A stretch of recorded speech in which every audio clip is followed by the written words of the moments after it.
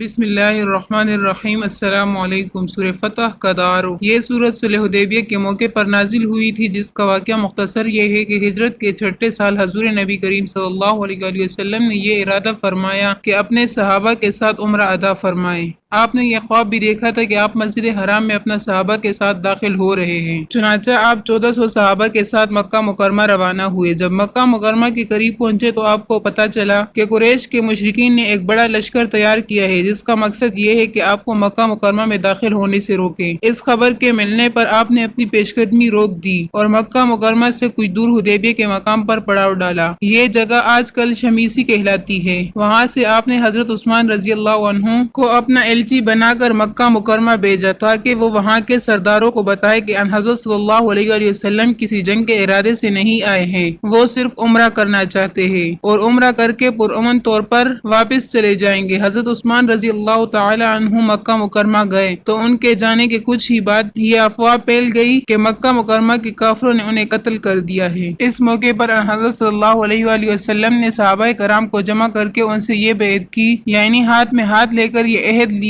کہ اگر کفار مکہ مسلمانوں پر حملہ آور ہوئے تو وہ ان کے مقابلے میں اپنی جانوں کی قربانی پیش کریں گے۔ اس کے بعد حضرت صلی اللہ علیہ وآلہ وسلم نے قبیلہ خزاعہ کے ایک سردار کے ذریعے قریش کے سرداروں کو یہ پیشکش کی کہ اگر وہ ایک مدت تک جنگ بندی کا معاہدہ کرنا چاہے تو آپ اس کے لیے تیار ہیں۔ جواب میں مکہ مکرمہ سے کئی ایلچی آئے اور آخر کار ایک معاہدہ لکھا گیا، جس میں محمد بن الحق کی روایت کے مطابق یہ طے ہوا کہ حضرت صلی اللہ علیہ وآلہ وسلم اور قریش آئندہ 10 سال تک ایک دوسرے کے خلاف کوئی جنگ نہیں کریں گے۔ اسی معاہدے کو صلح حدیبیہ کا معاہدہ کہا جاتا ہے۔ صحابہ کرام اس موقع پر کافروں کے طرز عمل سے بہت غم غصے کی حالت میں تھے اور کافروں نے صلح کی یہ شرط رکھی تھی کہ اس وقت مسلمان واپس مدینہ منورہ چلے جائے اور اگلے سال آ کر عمرہ کرے۔ تمام صحابہ احرام باندھ کر آئے تھے اور کافروں کی ضد کی وجہ سے احرام کھولنا ان کو بہت بھاری معلوم ہو رہا تھا۔ اس کے علاوہ کافروں نے ایک شرط یہ بھی رکھی تھی کہ اگر مکہ مکرمہ کا کوئی شخص مسلمان ہو کر مدینہ منورہ جائے گا تو مسلمانوں کے لیے ضروری ہوگا کہ وہ اسے واپس مکہ مکرمہ بھیجے، اور اگر کوئی شخص مدینہ منورہ چھوڑ کر مکہ مکرمہ آئے گا تو قریش کے ذمے یہ نہیں ہوگا کہ وہ اسے واپس مدینہ منورہ بھیجے۔ یہ شرط بھی مسلمانوں کے لیے بہت تکلیف دہ تھی اور اس کی وجہ سے وہ یہ چاہتے تھے کہ ان شرائط کو قبول کرنے کے بجائے ان کافروں سے بھی ابھی ایک فیصلہ کن مارکا ہو جائے، لیکن اللہ تعالیٰ کو یہ منظور تھا کہ صلح کے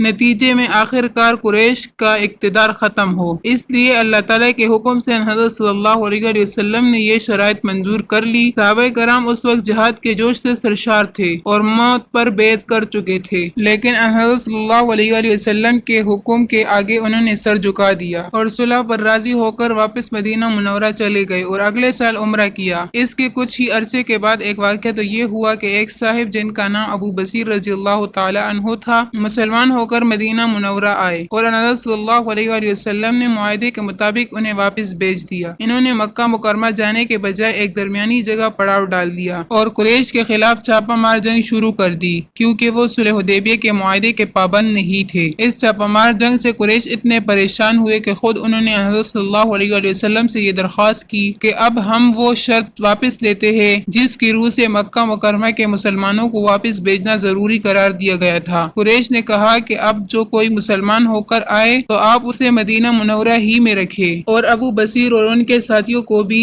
اپنے پاس بلا لے۔ چنانچہ آپ نے انہیں مدینہ منورہ بلا لیا۔ دوسرا واقعہ یہ ہوا کہ قریش کے کافروں نے 2 سال کے اندر اندر حدیبیہ کے معاہدے کی خلاف ورزی کی اور حضرت صلی اللہ علیہ وآلہ وسلم نے انہیں پیغام بھیجا کہ یا تو وہ اس کی تلافی کرے یا معاہدہ ختم کرے۔ قریش نے اس وقت غرور میں آ کر کوئی بات نہ مانی، جس کی وجہ سے حضرت صلی اللہ علیہ وآلہ وسلم نے ان کو پیغام بھیج دیا کہ اب ہمارا آپ کا معاہدہ ختم ہو گیا ہے۔ اس کے بعد آپ نے ہجرت کے 8ویں سال 10,000 صحابہ کرام کے ساتھ مکہ مکرمہ کی طرف پیش قدمی فرمائی۔ اس وقت تک قریش کا غرور ٹوٹ چکا تھا اور حضرت صلی اللہ علیہ وآلہ وسلم کسی خاص خونریزی کے بغیر مکہ مکرمہ میں فاتح بن کر داخل ہوئے اور قریش کے لوگوں نے شہر آپ کے حوالے کر دیا۔ سورہ فتح میں صلح حدیبیہ کے مختلف واقعات کا حوالہ دیا گیا ہے اور صحابہ کرام کی تعریف کی گئی ہے کہ انہوں نے اس واقعے کے ہر مرحلے پر بڑی بہادری، سرفروشی اور اطاعت کے جذبے کا مظاہرہ کیا۔ دوسری طرف منافقین کی بدعمالیوں اور ان کے برے انجام کا بھی ذکر فرمایا گیا ہے۔ اللہ حافظ۔